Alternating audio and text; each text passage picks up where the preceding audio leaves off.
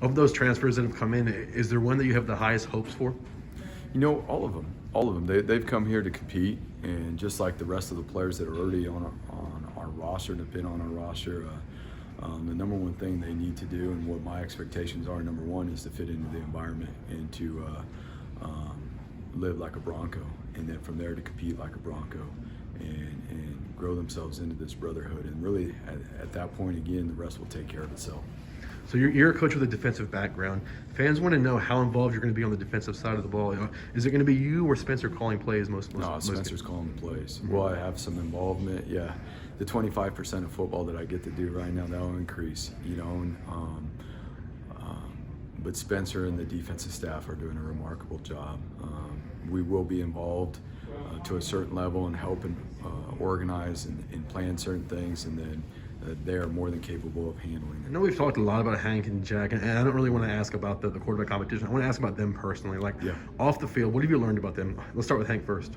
Hank is really inquisitive. He loves to read. He's always looking for knowledge, and he's a very free spirit. And Jack, what have you learned about him?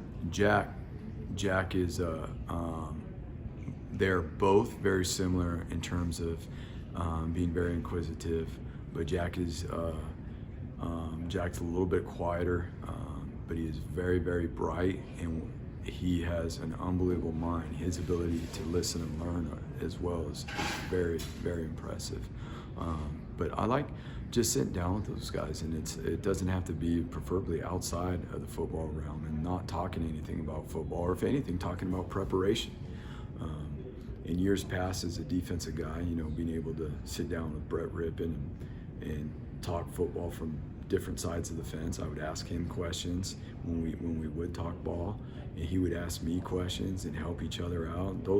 When it comes to football, those are the things that I look forward to, helping those guys with, and being able to help grow together. We've talked a lot about the UCF game. I'm curious about your opinion on that. I mean, that might be the best Group of 5 game in the season. What is it? What is your thoughts on opening the season again in that kind of environment? Yeah, there's no question. It's an unbelievable opportunity.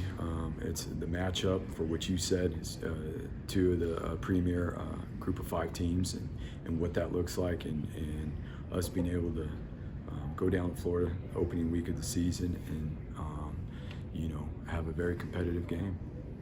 So obviously there's expectations that come with this job, and you know that, but I'm curious, how do you personally define success in this program? Is it a Mountain West championship? Is it getting back to a New Year's Six game? Is it maybe going to a Power 5 conference one day? I mean, how do you define success? So for us, it's about how we're growing in this environment and moving the program forward. Each and every year, our goal, is to win a Mountain West Conference championship, and that's what we can control. And from there, we don't control a whole lot more.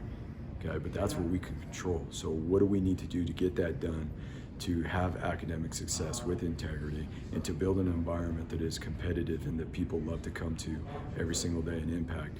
That's what we then focus on. And every single day, if we can continue to build on that and grow on that, then our success is going to come. You talked about continuing that tradition of the Bronco Olympics. I'm curious, are there any other old Boise State traditions that you're going to bring back, maybe something from your playing days?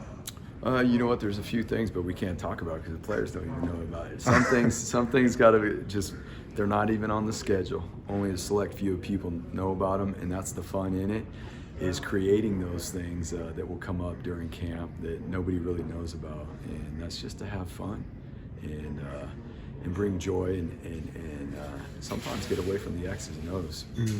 You're in an interesting position taking over this job. You're not taking over a struggling program. You're taking over a successful program.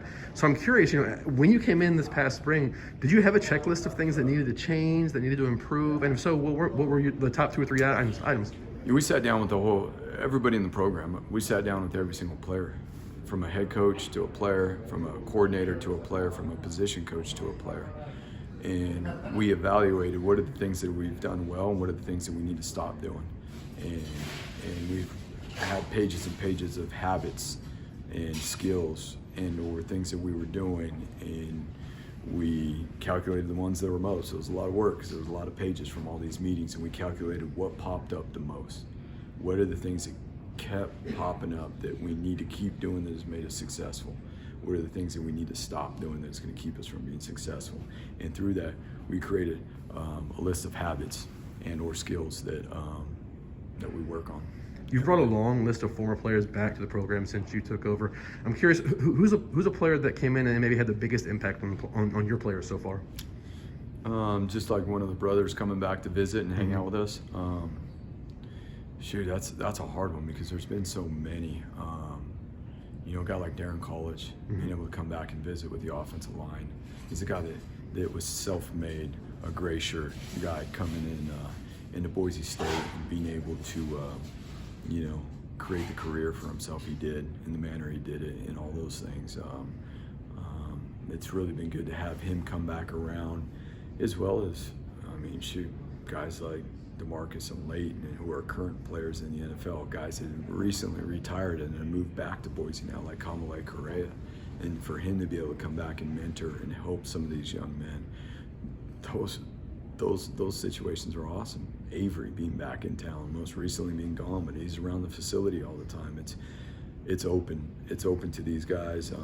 We have speaking engagements for our former players that are alumni that can help mentor and or just really give the team some advice.